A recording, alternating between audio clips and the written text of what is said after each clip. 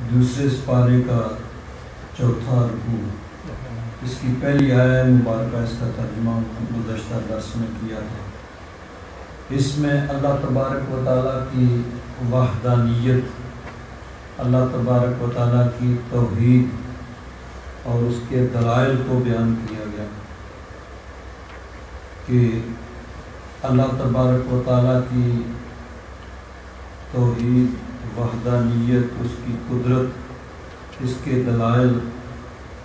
انسان کے لیے کائنات کے اندر موجود ہیں۔ اگر ان میں کوئی غور و فکر کرے تو وہ یہ سمجھ سکتا ہے کہ اللہ تبارک و تعالیٰ وحدہ لا شریک ہے، وہی عبادت کے لائق ہے، وہ قادر مطلق ہے۔ اس میں فرمایا کہ آسمانوں اور زمین کے بنانے میں، دن رات کے بدل بدل کے آنے میں، اور کشتیاں جو سمندر میں چلتی ہیں، ایسی چیزیں لے کے جو لوگوں کے نفع کی چیزیں ہیں ان کو لے کے چلتی ہیں۔ پھر اللہ تبارک و تعالیٰ نے آسمان سے بارش نازل فرمائی، اور زمین جو کہ پہلے مردہ ہو چکی تھی اس کو پھر زندہ کیا، یعنی پہلے وہ سبزہ وغیرہ ختم ہو گیا تھا بارش کی وجہ سے، پھر اس پہ سبزہ آ گیا۔ اللہ تبارک و تعالیٰ نے زمین میں مختلف قسم کے جاندار پھیلا دیے۔ پھر تصریف ریاح، ہواؤں کا چلنا، اور بادل جو مسخر ہیں، پابند ہیں آسمان اور زمین کے درمیان۔ لآیات لقوم یعقلون، اس میں عقل والی قوم کے لیے نشانیاں ہیں اللہ تبارک و تعالیٰ کی توحید، اس کی وحدانیت، اس کی قدرت کی۔ اب لیکن ان چیزوں کے باوجود کہ کائنات کے اندر اللہ تبارک و تعالیٰ کی توحید، وحدانیت، اس کی قدرت، اس کی حکمت کے دلائل موجود ہیں، اس کے باوجود کچھ لوگ اللہ تبارک و تعالیٰ کو چھوڑ کر بتوں کی پوجا و پرستش کرتے ہیں۔ تو فرمایا وَمِنَ النَّاسِ، لوگوں میں سے کچھ ایسے بھی ہیں، مَن يَتَّخِذُ مِن دُونِ اللَّهِ أَندَادًا، کہ جو اللہ کو چھوڑ کر اللہ تبارک و تعالیٰ کے مد مقابل اور پکڑتے ہیں۔ ند کی جمع انداد، یعنی بت یا ایسے رؤساء، سردار جن کی اتباع کی جائے، جن کی بات مانی جائے، جو وہ کہیں وہ کیا جائے۔ تو یعنی اللہ کے مقابل کسی اور چیز کی پوجا و پرستش کرتے ہیں، یا اللہ تبارک و تعالیٰ کے حکم کے مقابل کسی اور کا حکم مانتے ہیں، چاہے وہ انسان ہو چاہے بت ہو، سب ندن یعنی مد مقابل، اور انداز اس کی جمع ہے۔ یحبونہم،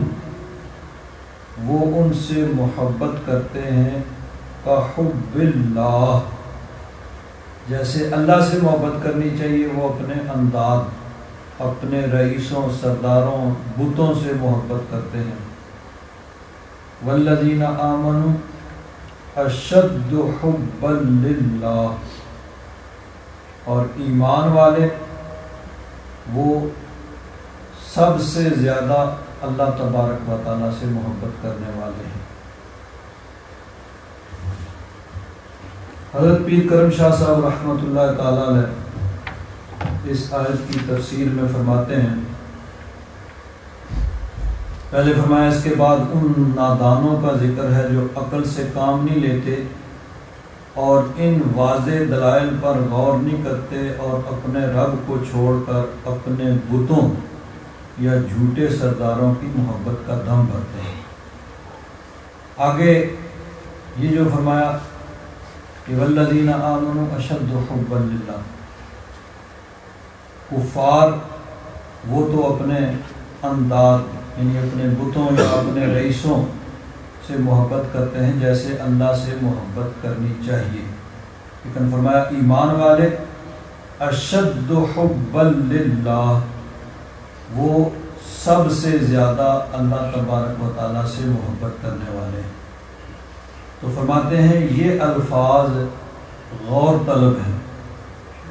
یہ نہیں فرمایا کہ وہ صرف اللہ تعالیٰ سے محبت کرتے ہیں اور کسی سے محبت نہیں کرتے، بلکہ فرمایا کہ وہ اللہ تعالیٰ کے ساتھ سب سے زیادہ محبت کرتے ہیں، یعنی عزیز و اقارب، فرزند و زن، مال و جاہ سے ان کو محبت ہے۔ یہ چیزیں جو ہے نا، ان سے محبت انسان کی فطرت میں رکھی گئی ہے۔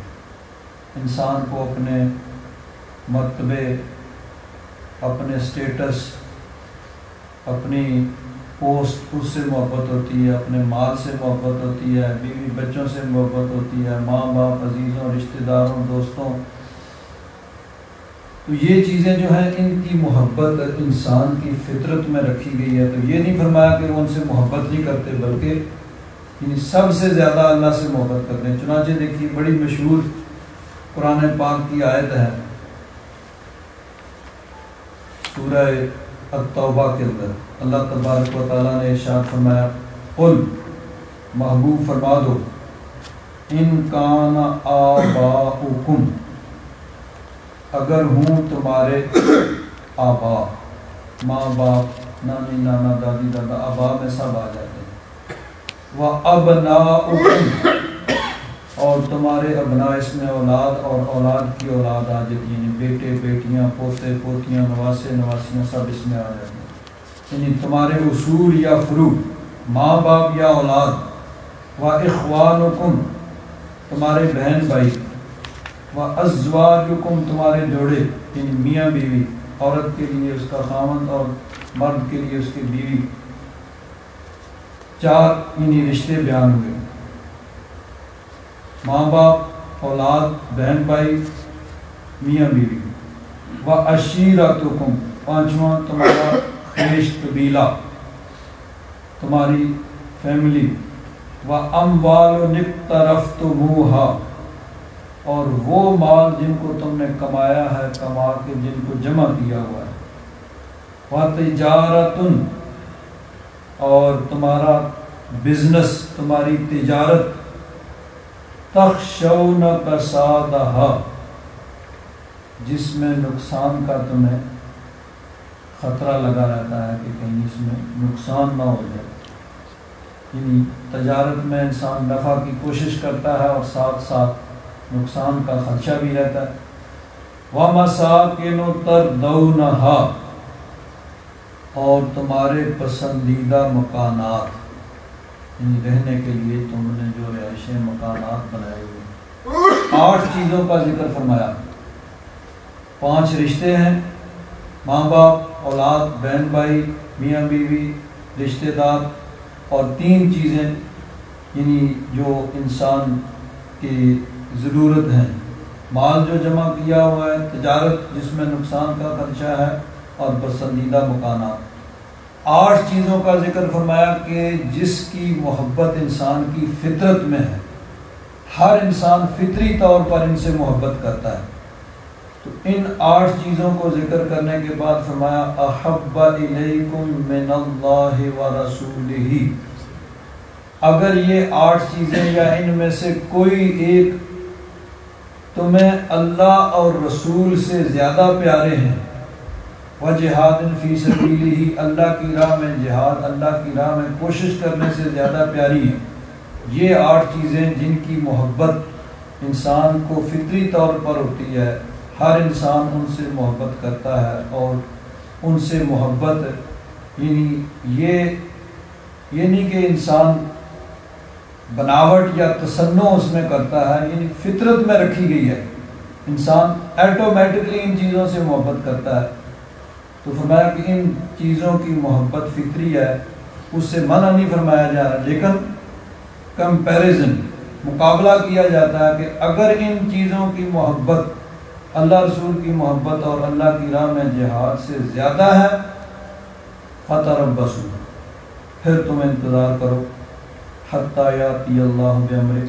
یہاں تک کہ اللہ تعالیٰ کا فیصلہ آ جائے، یعنی اگر ان کی محبت اللہ رسول کی محبت اللہ کی راہ میں کوشش جہاد کرنے سے زیادہ ہے تو پھر یہ مذموم ہے، پھر یہ قابل مذمت ہے،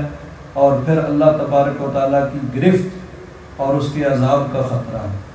اور اگر یہ ساری محبتیں اللہ رسول کی محبت کے تابع ہیں، اللہ رسول کے حکم کے مطابق ہیں، تو پھر یہ محمود ہیں، قابل تعریف ہیں۔ تو یہی چیز یہاں پہ بیان فرمائی، فرماتے ہیں کہ یہ الفاظ قابل غور ہیں۔ صرف یہ نہیں فرمایا کہ وہ صرف اللہ سے محبت کرتے ہیں اور کسی اور سے محبت نہیں کرتے، بلکہ فرمایا کہ اللہ تعالیٰ کے ساتھ سب سے زیادہ محبت کرتے ہیں، یعنی عزیز و اقارب، فرزند و زن، مال و جاہ سے ان کو محبت ہے، لیکن اللہ تعالیٰ سے جو ان کو محبت ہے وہ سب محبتوں سے بڑھ کر ہے۔ اور اس کا پتہ اس وقت چلتا ہے جب یہ محبتیں کچھ کہتی ہیں، اللہ تعالیٰ کی محبت کچھ کہتی ہے،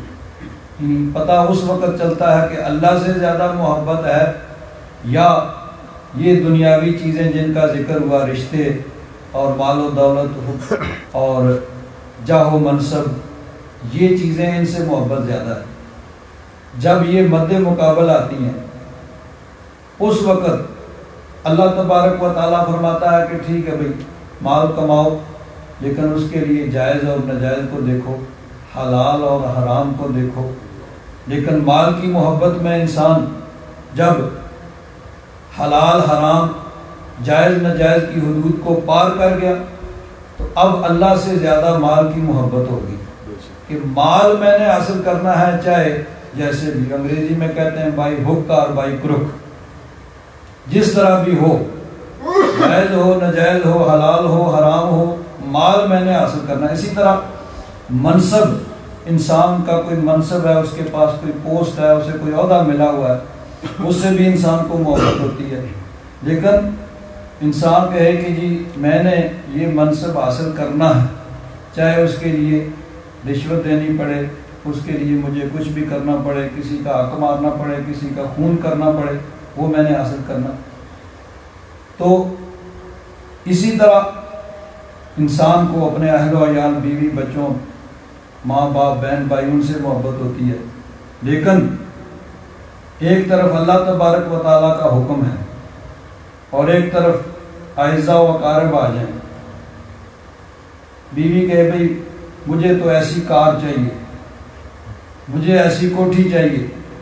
مجھے ایسا بنگلہ چاہیے، آپ کہاں سے لائیں؟ آپ کی تنخواہ میں اگر نہیں بنتا ہے تو مجھے کیا؟ آپ رشوت لیں، چوری کریں، ڈاکہ ماریں، کسی کا حق ماریں، کسی پہ ظلم و زیادتی کریں، تو یعنی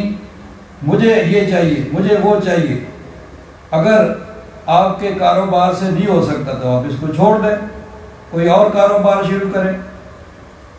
ڈرگز کا شروع کر دیں، مجھے کیا؟ تو یہ ہوتا ہے کہ یعنی اللہ تبارک و تعالیٰ کی محبت کے مقابلے میں پھر وہ آ جاتی ہے۔ تو فرمایا کہ یہ جو چیزیں ہیں ان سے محبت انسان کی فطرت میں ہے، لیکن ان چیزوں کا پتہ اس وقت چلتا ہے کہ جب یہ محبتیں کچھ کہتی ہیں اور اللہ تعالیٰ کی محبت کچھ کہتی ہے۔ تو اس وقت اگر اس نے اللہ تعالیٰ کے حکم کے سامنے گردن خم کر دی تو وہ سچا، یعنی پھر اللہ کی محبت میں وہ سچا ہے۔ اور اگر اللہ تعالیٰ کی محبت کے مقابل اس نے یہ نہیں دیکھا کہ اللہ کا کیا حکم ہے، رسول کا کیا حکم ہے، شریعت کیا کہتی ہے، اسلام کیا کہتا ہے، نہیں، اس کو چھوڑ کر دوسری طرف چلا تو پھر اس دعوے میں وہ اللہ کی محبت کا دعویٰ جو کر رہا ہے اس میں جھوٹا ہے۔ آگے فرماتے ہیں صوفیاء کرام انداد کی تفسیر، یہ جو فرمایا نا کہ وَمِنَ النَّاسِ مَن يَتَّخِذُ مِن دُونِ اللَّهِ أَندَادًا، کچھ لوگوں نے انداد بنا رکھے ہیں، ندن کی جمع انداد، مد مقابل۔ تو فرمایا کہ انداد کی تفسیر میں فرماتے ہیں کُلُّ مَا كَانَ مُشْغِلًا عَنِ اللَّهِ مَانِعًا مِن امتثال امرِهِ، ہر وہ چیز جو انسان کو اللہ تعالیٰ کی یاد سے غافل کر دے، اور اس کے احکام کی تعمیل سے روک دے، وہ انداز ہے۔ یعنی یہاں عام طور پر تو مفسرین کا قول یہی ہے نا کہ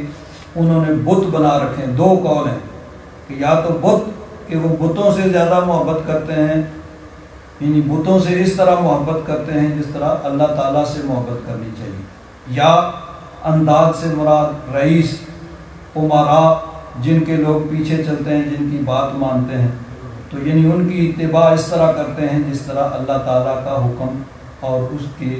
اتباع اور اطاعت اور فرما برداری کرنی چاہیے۔ لیکن صوفیاء فرماتے ہیں کہ نہیں، ہر وہ چیز جو اللہ تعالیٰ کی یاد سے غافل کر دے اور اس کے احکام کی تعمیل سے روک دے، وہ انداز ہے، چاہے وہ بت ہوں، گمراہ رئیس ہوں، مال و دولت ہو۔ اگر مال و دولت اللہ تعالیٰ کی یاد سے غافل کرتا ہے اور اس کے احکام کی تعمیل سے روک دیتا ہے تو وہ بھی انداز ہے۔ فرزند و زن ہوں کہ میاں بیوی یعنی بیوی بچے اللہ تعالیٰ کی یاد سے غافل کر دیں تو وہ بھی انداز، اگر وہ اللہ تعالیٰ کے احکام پر عمل کرنے سے روک دیں تو وہ بھی انداز۔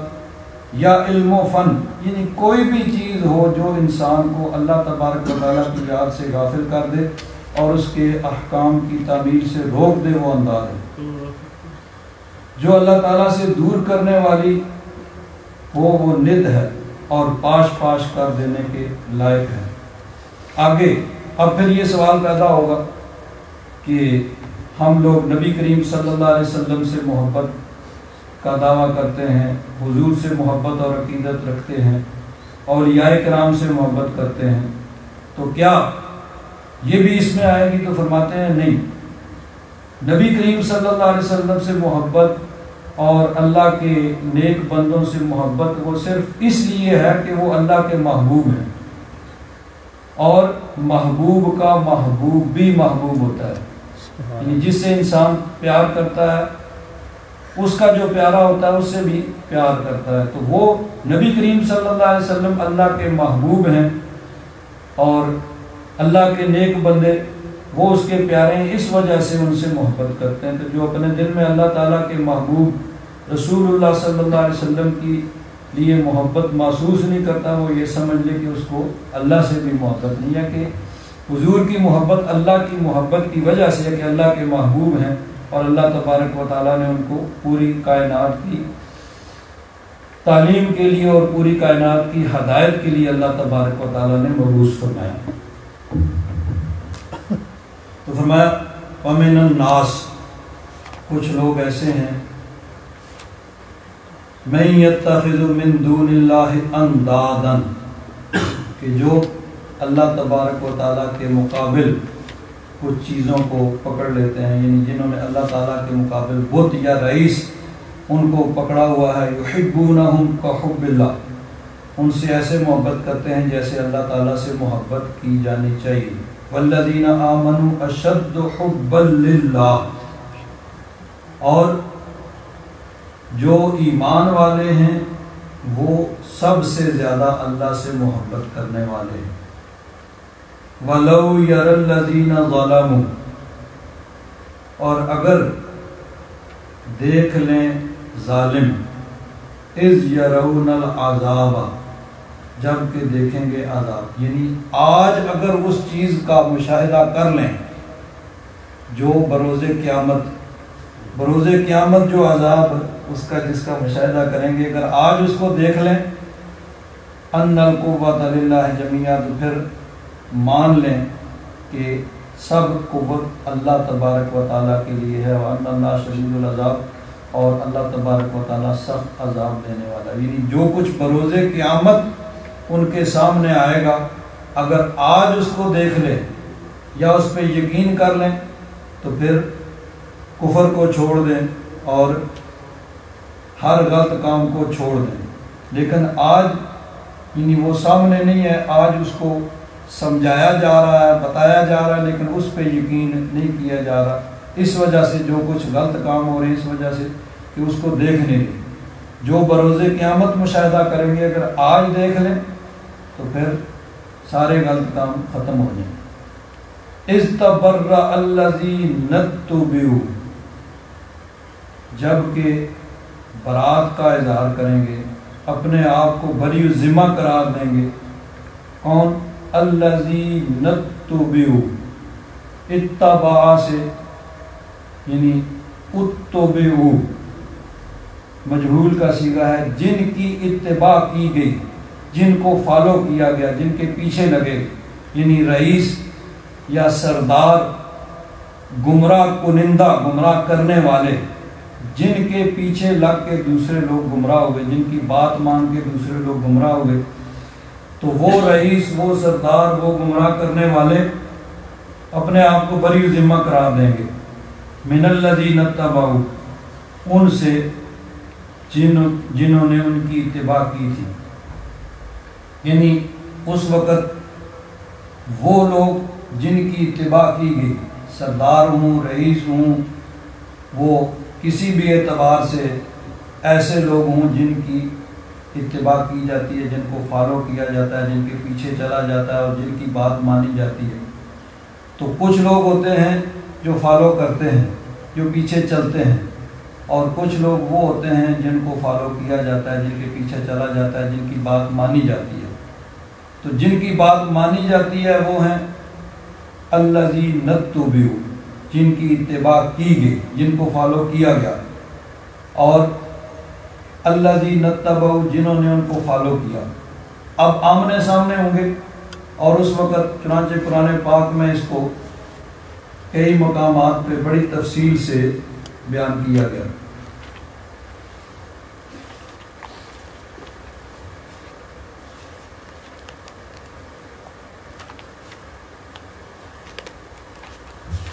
سورہ سبا،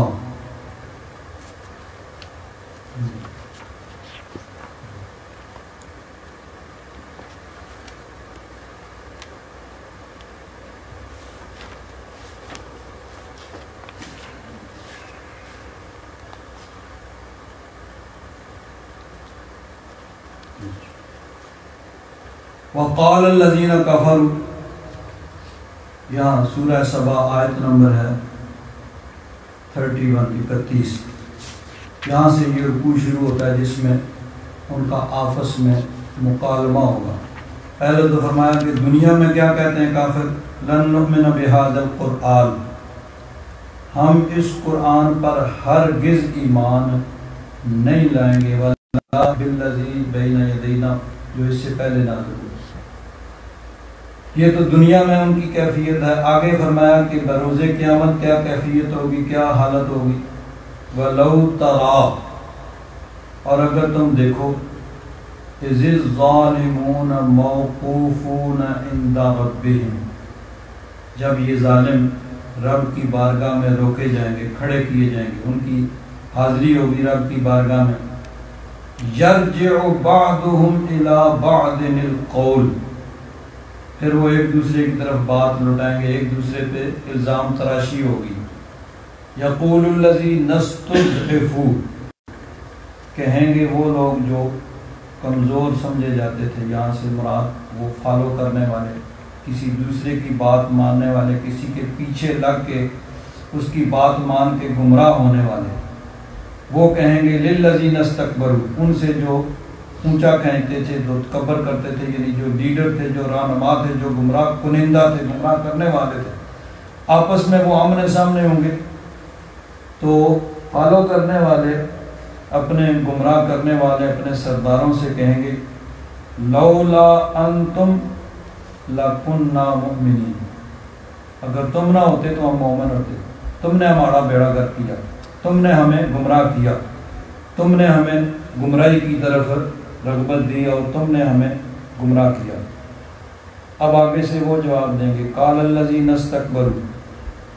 وہ استکبر اونچا کھینچنے والے، یعنی دنیا میں تکبر اور غرور کرنے والے، بڑے بننے والے، وہ جو لیڈر گمراہ کرنے والے تھے، وہ کہیں گے للذین استضعفوا، ان سے جو کمزور دنیا میں سمجھے جاتے تھے، یعنی جو ان کے فالوورز تھے، ان کے پیچھے چلنے والے سے، ان سے کہیں گے اَنَحْنُ صَدَدْنَاكُمْ عَنِ الْهُدَىٰ، کیا ہم نے تمہیں ہدایت سے روکا تھا؟ بعد اذ جاءکم، جبکہ ہدایت تمہارے پاس آئی تھی،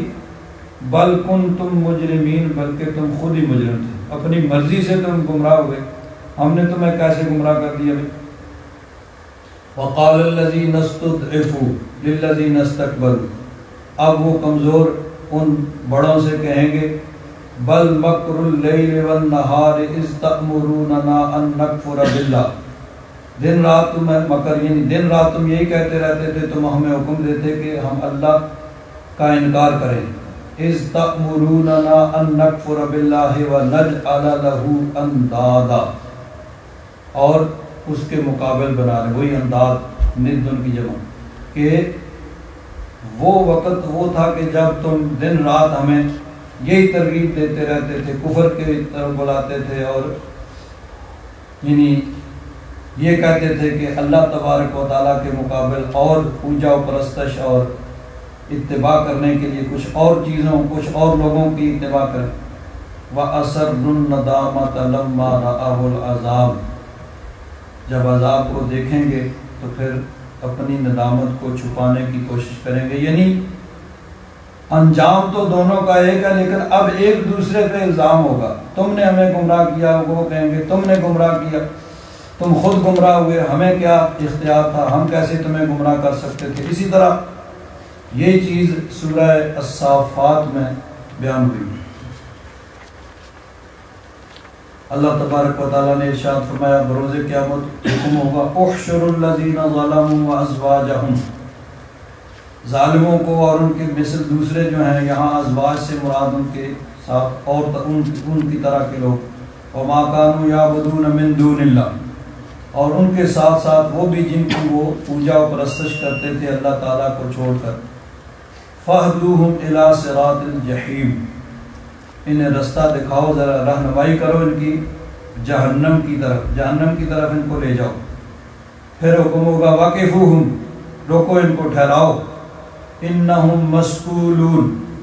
ان سے سوال ہوگا، ان سے پوچھا جائے گا، ابھی کچھ کویسچن ان سے پوچھے جائیں گے۔ جب ان کو روکا جائے گا تو فرمایا جائے گا ما لکم لا تناصرون، دنیا میں تو ایک دوسرے کے بڑے مددگار تھے، آج کیوں نہیں ایک دوسرے کی مدد کر رہے، کیوں نہیں ایک دوسرے کی ہیلپ کر رہے؟ بل ہم الیوم مستسلمون،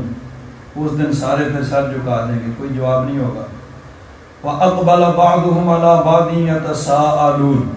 اب وہ آپس میں ایک دوسرے سے سوال و جواب کریں گے۔ قَالُوا إِنَّكُمْ كُنْتُمْ تَأْتُونَنَا عَنِ الْيَمِينِ، یعنی یہاں پر بھی وہ لوگ جو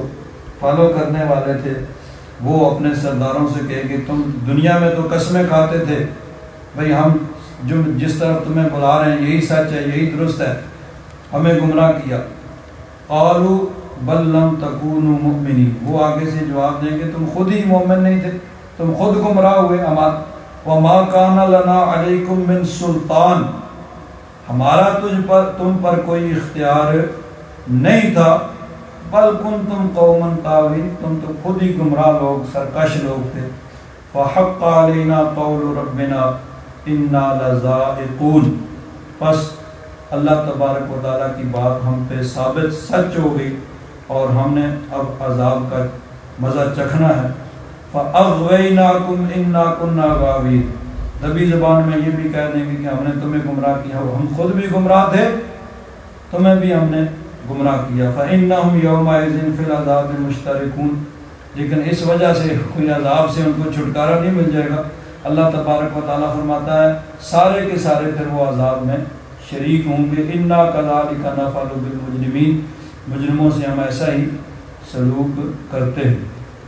تو اس دن آپس میں ایک دوسرے پہ الزام تراشی اور ایک دوسرے کو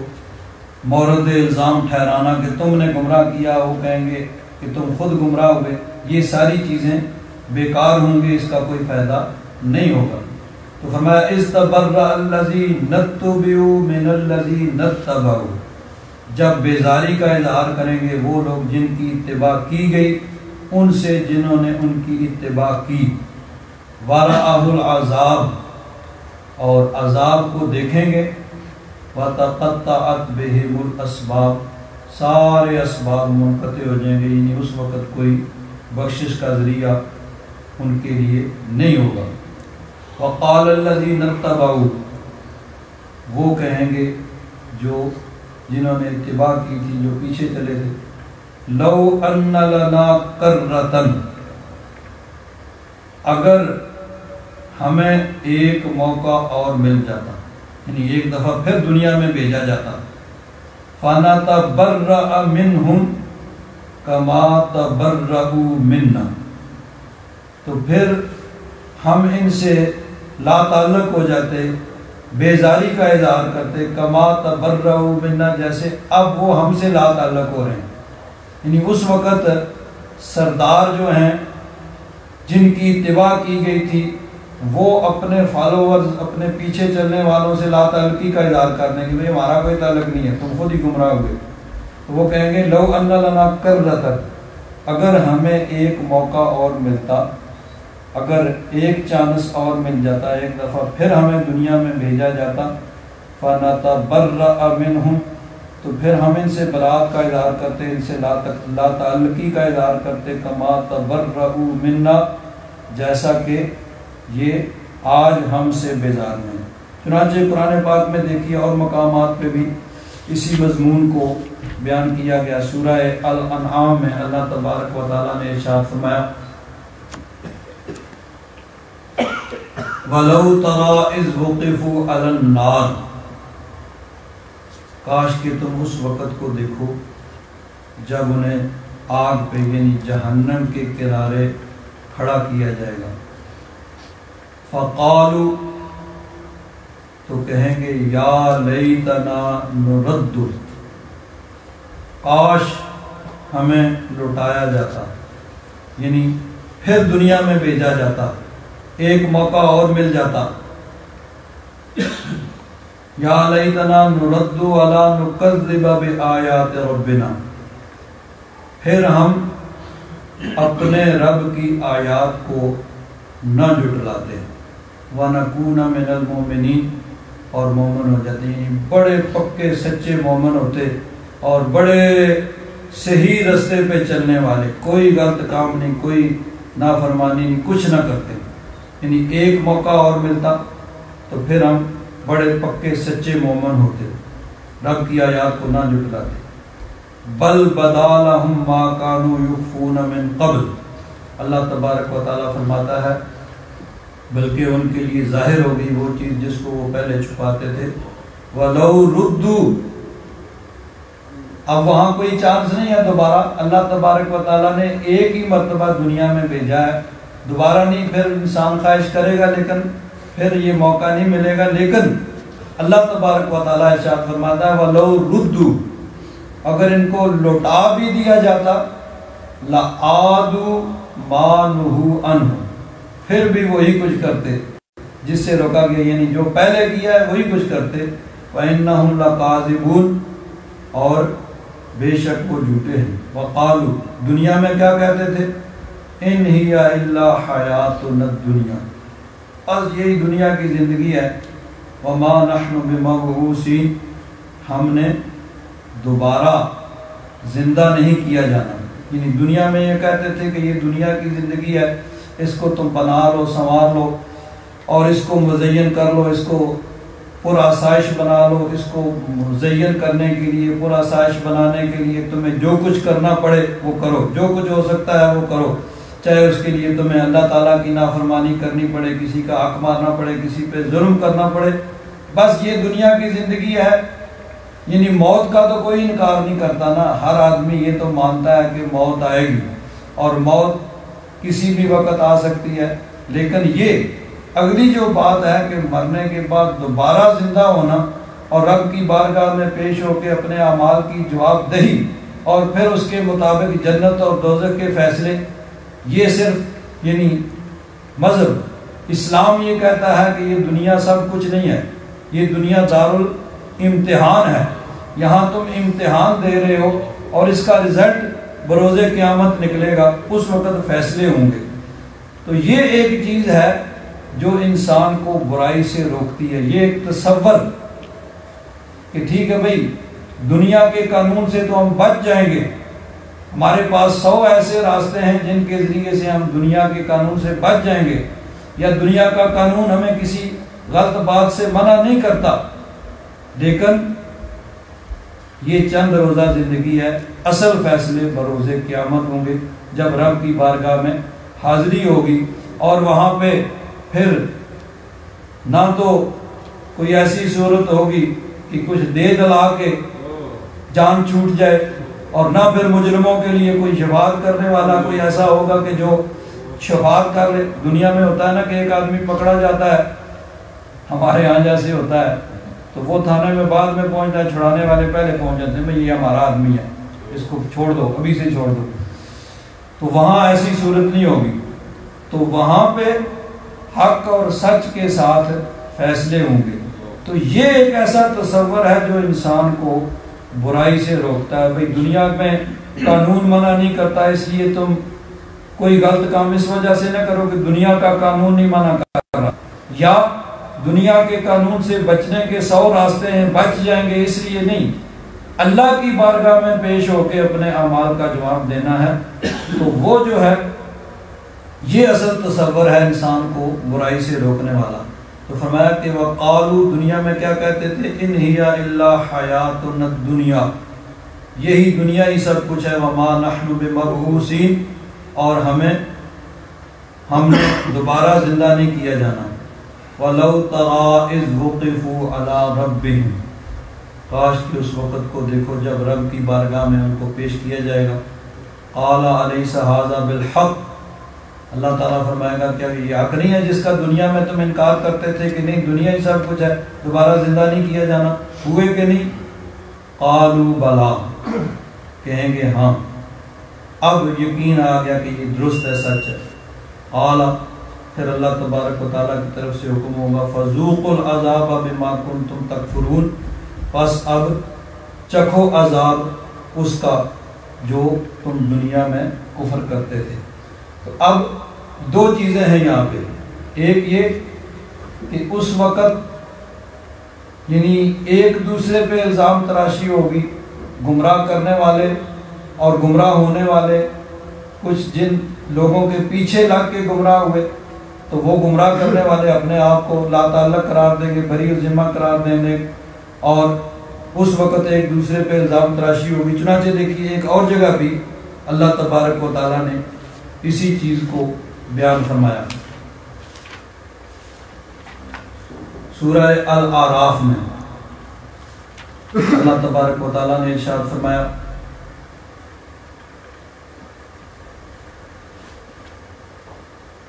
شروع یہاں سے فرمایا فَمَنْ أَظْلَمُ مِمَّنِ افْتَرَىٰ عَلَى اللَّهِ كَذِبًا أَوْ كَذَّبَ بِآيَاتِهِ، اس سے بڑا ظالم کون جس نے اللہ تبارک و تعالیٰ پر جھوٹی بات باندھی یا اس کی آیات کو جھٹلایا۔ أُولَٰئِكَ يَنَالُهُمْ نَصِيبُهُمْ مِنَ الْكِتَابِ، یہ لوگ ہیں کہ جنہوں نے جو ان کے لیے لکھا ہوا اس کو پانا ہے۔ حَتَّىٰ إِذَا جَاءَتْهُمْ رُسُلُنَا يَتَوَفَّوْنَهُمْ، جب فرشتے ان کی موت کے وقت ان کے پاس آئیں گے ان کی جان نکالنے کے لیے، قالوا این ما کنتم تدعون من دون اللہ، تو فرشتے کہیں گے کہاں ہیں وہ جن کو تم اللہ کو چھوڑ کے پوجتے تھے، جن کی پوجا پرستش کرتے تھے، جن کو اپنا معبود سمجھتے تھے۔ قالوا ضلوا عنا،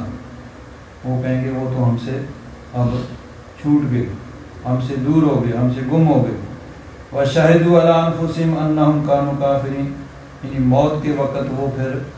اپنے اس وقت وہ گواہی دیں گے، اقرار کریں گے کہ وہ کافر تھے، یعنی وہ گمراہ تھے۔ قَالَ ادْخُلُوا، اب آگے ذکر آ گیا کہ وہاں پہ جب میدان محشر میں پیشی ہوگی حکم ہوگا قَالَ ادْخُلُوا فِي أُمَمٍ قَدْ خَلَتْ مِن قَبْلِكُم مِّنَ الْجِنِّ وَالْإِنسِ فِي النَّارِ، ان کو حکم ہوگا داخل ہو جاؤ ایسے گروہ میں قد خلت من قبلکم، جو تم سے پہلے تھے جن اور انسان، جہنم کے اندر تم بھی ان کے ساتھ وہیں پہ چلے جاؤ۔ کلما دخلت امت لعنت اختہا، جب بھی کوئی جماعت کوئی گروہ جہنم میں داخل ہوگا تو وہ لعنت ملامت کرے گا، برا بھلا کہے گا اپنے جیسے. اختن کا معنی ہوتا ہے بہن، یعنی اپنے جیسی دوسری جماعت پہ وہ لعنت ملامت کرے گا اور ان کو برا بھلا کہے گا. یعنی تم نے گمراہ کیا اور تم نے گمراہ کیا اور تمہاری وجہ سے ہم گمراہ ہوئے، یہ سارا کچھ ہوا. حتی اذا ادارکوا فیہا جمیعا، جب وہ سارے کے سارے وہاں جہنم میں اکٹھے ہو جائیں گے، جمع ہو جائیں گے. قالت اخراہم لأولاہم، تو بعد والے پہلوں سے کہیں گے. یعنی دنیا میں عام یہی روٹین ہوتی ہے کہ بعد میں آنے والے پہلوں کو فالو کرتے ہیں، ان کے پیچھے چلتے ہیں، ان کی بات مانتے ہیں. تو یہ ایک چین ہوتی ہے کہ جو بھی آدمی بعد میں آتا ہے وہ پہلوں والوں کو فالو کرتا ہے. تو جو بعد میں اس نے پہلوں والوں کو فالو کیا، اس نے اور اپنے سے پہلوں ان کو فالو کیا، ان کے پیچھے چلے. تو جو لوگ دوسروں کی بات مان کے گمراہ ہوئے تھے وہ کہیں گے قالت اخراہم لأولاہم، بعد والے پہلوں سے کہیں گے ربنا ہؤلاء اضلونا، اے ہمارے رب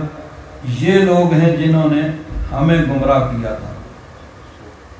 فآتہم عذابا ضعفا من النار، تو اب ان کو جہنم کا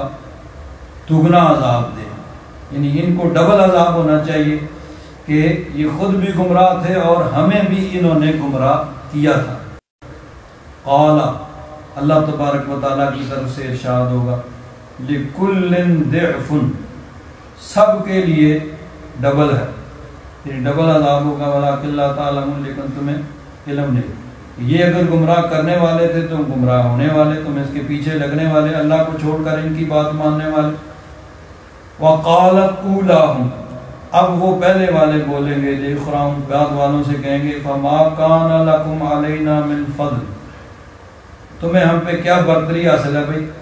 ہمیں ڈبل ملے تمہیں سنگل کیوں بھائی، اس کی کیا وجہ ہے. فَمَا كَانَ لَكُمْ عَلَيْنَا مِنْ فَضْلٍ، تمہیں ہم پہ کوئی برتری نہیں ہے. فَذُوقُوا الْعَذَابَ بِمَا كُنْتُمْ تَكْسِبُونَ، پس اب اس کا عذاب چکھو جو تم یعنی دنیا میں کیا کرتے تھے. تو یعنی آپس میں ایک دوسرے پہ الزام تراشی اور اس وقت ایک دوسرے سے بیزاری کا اظہار، حتیٰ کہ شیطان جو سب کا گمراہ کنندہ ہے، سب کو گمراہ کرنے والا ہے، اس کی کیا کیفیت ہوگی. اللہ تبارک و تعالیٰ نے ارشاد فرمایا وقال الشیطان، شیطان کہے گا لما قضی الامر، جب سارے فیصلے ہو جائیں گے. بعض روایات میں آتا ہے کہ جب سارے فیصلے ہو جائیں گے، جنتی جنت میں چلے جائیں گے، جہنمی جہنم میں، اور جہنم کے اندر صرف وہی رہ جائیں گے جن کے لیے خلود ہے ہمیشہ، یعنی جن کا خاتمہ کفر پہ ہوا ہے. یعنی مومن ہے، گناہ گار ہے، اگر وہ جہنم میں جائے گا بھی سزا پا کے یا کسی نہ کسی طریقے سے، بالآخر اس نے جس کا خاتمہ ایمان پہ ہوا ہے وہ جنت میں چلا جائے گا. اور خلود فی النار، ہمیشہ ہمیشہ آگ میں رہنا، یہ صرف ان کے لیے ہے کہ جن کا خاتمہ ایمان پہ نہیں ہے، کفر پہ جن کا خاتمہ ہوا ہے. اب یہ سارے فیصلے جب ہو جائیں گے، یعنی جب جہنم میں صرف وہی رہ جائیں گے جنہوں نے ہمیشہ ہمیشہ جہنم میں رہنا ہے. تو بعض روایات میں آتا ہے کہ شیطان کے لیے وہاں پہ ایک ممبر بچھایا جائے گا، ممبر رکھا جائے گا، ممبر کے اوپر وہ بیٹھ جائے گا اور اس کے گرد اس کے سارے پھر فالوورز، اس کے ماننے والے، اس کے پیچھے لگنے والے، سب کے سب اس کے ارد گرد ہوں گے. تو اس وقت وہ خطاب کرے گا شیطان، اور کیا کہے گا ان اللہ وعدکم وعد الحق، اللہ تعالیٰ نے تم سے وعدہ کیا تھا اور سچا وعدہ کیا تھا کہ میری اطاعت اور فرما برداری کرو، میری بات مانو، تمہیں جنت ملے گی. ووعدتکم فاخلفتکم، میں نے بھی تم سے وعدہ کیا اور خلافت، یعنی جھوٹے وعدے، میں تمہیں جھوٹے وعدے دیتا رہا، رب کا سچا وعدہ. وَمَا كَانَ لِيَ عَلَيْكُمْ مِنْ سُلْطَانٍ، میرا تم پر کوئی زور نہیں تھا، یعنی مجھے کوئی اختیار نہیں تھا کہ میں تمہیں زبردستی گمراہ کروں. یہ یاد رکھیں کہ شیطان کو یہ اختیار نہیں ہے کہ وہ انسان کو زبردستی گمراہ کرے. ہاں اس کو یہ یعنی صرف اتنی طاقت دی گئی ہے کہ وہ دل میں وسوسہ ڈالے، لوگوں کو ترغیب دے گمراہ ہونے کی، تو یہی اس کو ہے۔ یہ قرآن پاک میں وہ تو قیامت کے دن وہ کہے گا نا، اللہ تبارک و تعالیٰ نے بھی یہی فرمایا کہ اِنَّهُ لَيْسَ لَهُ سُلْطَانٌ عَلَى الَّذِينَ آمَنُوا عَلَى رَبِّهِمْ يَتَوَكَّلُونَ، اس کا کوئی غلبہ نہیں ہے ایمان والوں پر اور جو رب پر بھروسہ کرتے ہیں۔ اِنَّمَا سُلْطَانُ عَلَى الَّذِينَ يَتَوَلَّوْنَهُ، اس کا یعنی غلبہ اسی جو اس کے پیچھے چلتے ہیں، اس کی بات مانتے ہیں، تو اس کو یہ اختیار نہیں ہے کہ کسی کو گمراہ کر دے، اس کا صرف کام یہی ہے کہ وہ وسوسہ ڈالتا ہے اور انسان خود اپنی مرضی سے اس کو فالو کرتا ہے۔ تو وہ کہے گا ما کان لی علیکم من سلطان، میرا تم پر کوئی زور نہیں تھا، کوئی کنٹرول نہیں تھا، غلبہ نہیں تھا، الا ان دعوتکم، ہاں میں نے تمہیں بلایا، فاستجبتم لی، تم دوڑے ہوئے آگے میری بات مان لی۔ یعنی جس طرح کتے کا مالک اس کو بلاتا ہے اور وہ دم ہلاتا ہوا دوڑا ہوا آ جاتا ہے، اسی طرح میں نے تمہیں دعوت دی اور تم بھاگے ہوئے آگے میری بات مان لی۔ فلا تلومونی، شیطان کہے گا آج مجھے ملامت نہ کرو، مجھے برا بھلا نہ کہو، وَلُومُوا أَنفُسَكُمْ، اپنے آپ کو ملامت کرو کہ خود تم گمراہ ہوئے۔ یعنی اللہ تبارک و تعالیٰ نے تمہارے لیے نیکی اور بدی کا راستہ واضح کر دیا۔ اللہ تعالیٰ نے انبیاء کرام کو بھیجا، کتابیں نازل فرمائی، مبلغین آئے جنہوں نے تمہارے لیے ہر چیز کو واضح کر کے بیان کر دیا، نیکی کا رستہ بتا دیا، برائی کا رستہ بتا دیا۔ یہ نیکی کا رستہ ہے، اس رستے پہ چلو گے رب کی رضا حاصل ہوگی، جنت ملے گی۔ یہ برائی کا رستہ ہے، اس رستے پہ چلو گے رب کی ناراضگی ہوگی، انجام کار جہنم میں گرو گے۔ تو سب کچھ واضح ہو گیا۔ اس کے بعد پھر انسان کو اختیار دیا گیا بھئی اپنی مرضی سے جس رستے کو چاہے اختیار کر لے۔ تو انسان اپنی مرضی سے نیکی اور برائی کے رستے کو اختیار کرتا ہے جس کو چاہتا ہے۔ یعنی اللہ تبارک و تعالیٰ نے دونوں چیزیں واضح فرما دی اور اس کے بعد انسان کو اختیار دیا بھئی اپنی مرضی سے دونوں میں سے جس رستے کو چاہو اختیار کر لو، لیکن پھر اس کا انجام بھی تمہارے سامنے ہے کہ اس کا انجام آگے کیا ہوگا۔ تو شیطان بھی یہ کہے گا کہ فلا تلومونی ولوموا انفسکم، آج مجھے ملامت نہ کرو بلکہ اپنے آپ کو ہی ملامت کرو کہ تم خود گمراہ ہوئے تھے۔ تو بروز قیامت وہاں پہ آپس میں ایک دوسرے پہ الزام تراشی جو ہوگی اس کا کوئی فائدہ نہیں ہوگا، کہ اس وقت کا پچھتانا جو ہے وہ کام نہیں آئے گا، بلکہ یہ دنیا ہے جس میں انسان کو اللہ تبارک و تعالیٰ نے موقع دیا ہے، اور اس دنیا کی زندگی کو انسان غنیمت سمجھ کے اپنی آخرت کو سنوار سکتا ہے۔ چنانچہ دیکھیے سورہ الفاتر میں اللہ تبارک و تعالیٰ نے اس چیز کو بیان فرمایا، کفار کا ذکر ہوا تو فرمایا والذین کفروا لہم نار جہنم، کافروں کے لیے جہنم کی آگ ہے، لا یقضی علیہم فیموتون، موت ہی نہیں آئے گی کہ جان چھوٹ جائے۔ کہ موت تو دنیا میں ہے نا، کہ انسان اگر تکلیف میں ہوتا ہے تو موت آ جاتی ہے، بھئی تکلیفوں سے، اس کی دنیا کی تکلیفوں سے جان چھوٹ گئی۔ دنیا میں تو یہی ہوتا ہے نا بھئی کہ موت آ گئی اور دنیاوی تکلیفوں سے کوئی بہت زیادہ تکلیف میں ہے، موت آ گئی، اس دنیا کی تکلیفوں سے جان چھوٹ گئی۔ لیکن وہاں تو موت کو خود ہی موت آ چکی ہوگی، موت تو پہلے ہی ختم ہو چکی ہوگی۔ تو لا یقضی علیہم فیموتون، نہ تو فیصلہ ہوگا کہ وہ مر جائیں گے، نہیں موت بھی نہیں آئے گی، ولا یخفف عنہم من عذابہا، نہ ہی ان کا عذاب ہلکا کیا جائے گا۔ کذالک نجزی کل کفور، اللہ تعالیٰ فرماتا ہے کہ ہم ہر ناشکرے انکار کرنے والے کو ایسے ہی جزا دیں گے۔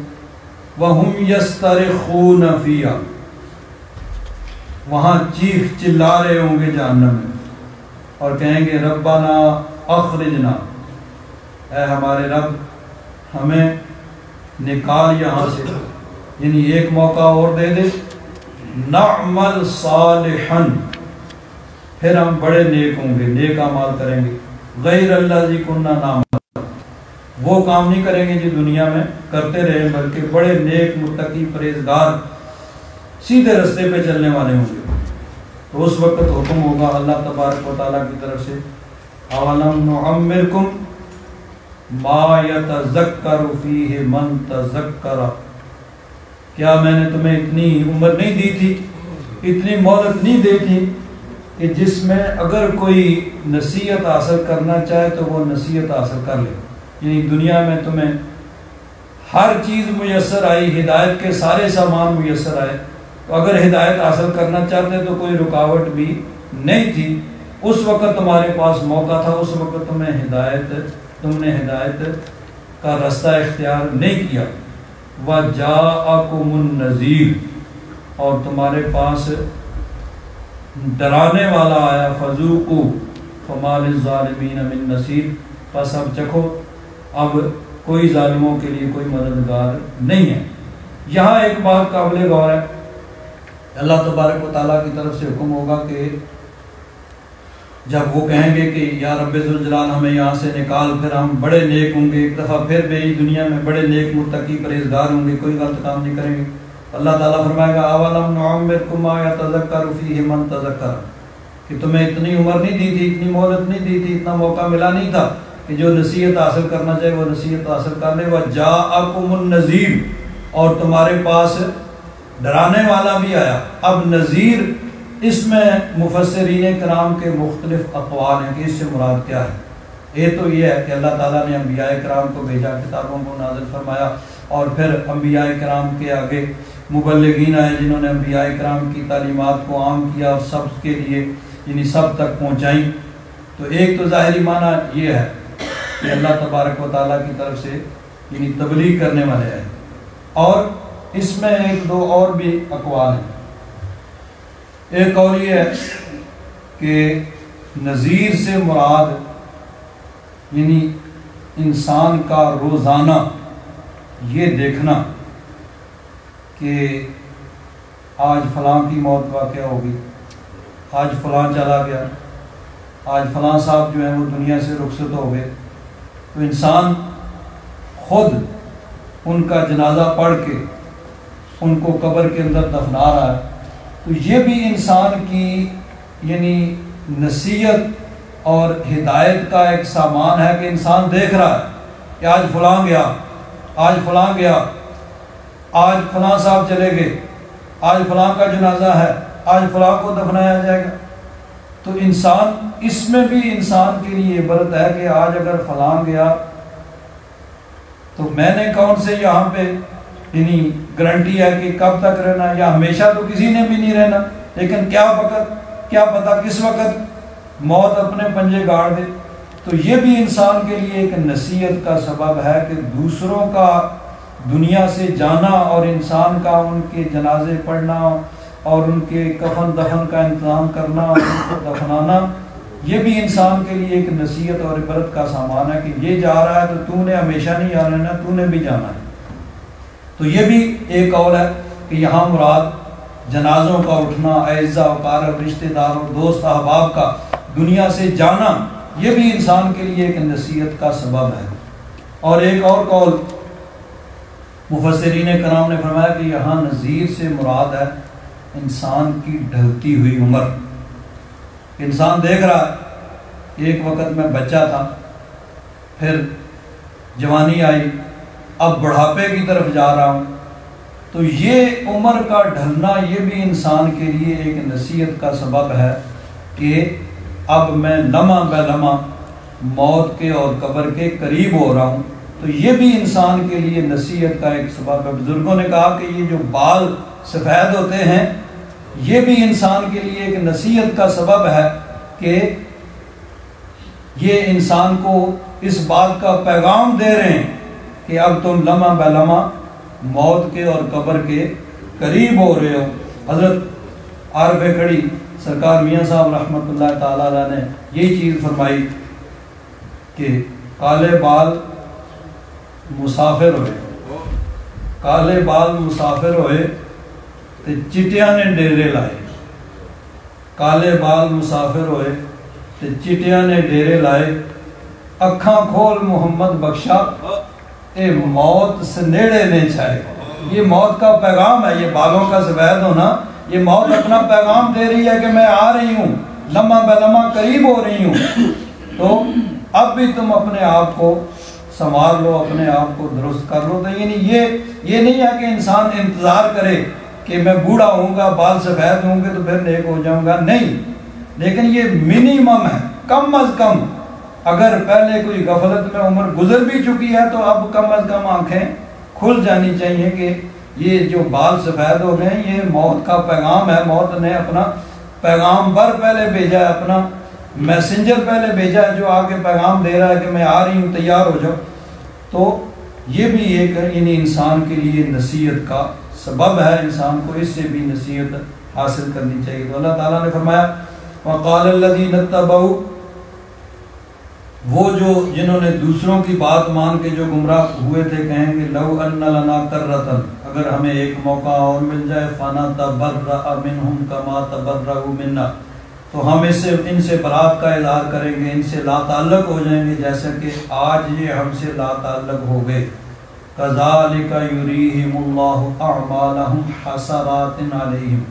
ऐसे ही अल्लाह तबारक व तआला उनके अमाल उन्हें दिखाएगा ताकि उनको उन पे हसरत हो, यानी उनके बदअमालियाँ, उनके कुफर और उनके बुरे अमाल उनको दिखाए जाएंगे और उन पे उनको हसरत और नदामत होगी, काश ये काम हम ना करते, नेकी करते, अच्छाई करते, अल्लाह ताला की इताअत और फर्माबरदारी करते। वमा हुम बिखारिजीन मिनन नार, और वो जहन्नम से निकलने वाले नहीं हैं, उन्होंने कुफार ने हमेशा हमेशा वहाँ पे रहना। तो उस वक़्त का पछताना जो है वो काम नहीं आएगा। आज दुनिया में अल्लाह ताला ने मौका दिया है, इस मौके को गनीमत समझते हुए इंसान को अपनी कब्र और अपना आखिरत को संवारने की कोशिश करनी चाहिए। अल्हम्दुलिल्लाह रब्बिल आलमीन वस्सलातु वस्सलामु अला हबीबिही सय्यिदना व मौलाना मुहम्मदिन व अला आलिहि व अस्हाबिहि अजमईन। अल्लाहुम्मा इन्नका अफ़ुव्वुन करीमुन तुहिब्बुल अफ़्व फ़अफ़ु अन्ना या गफ़ूर या गफ़ूर या गफ़ूर। सल्लल्लाहु तआला अला हबीबिही सय्यिदना व मौलाना मुहम्मदिन व अला आलिहि व अस्हाबिहि अजमईन बिरहमतिका।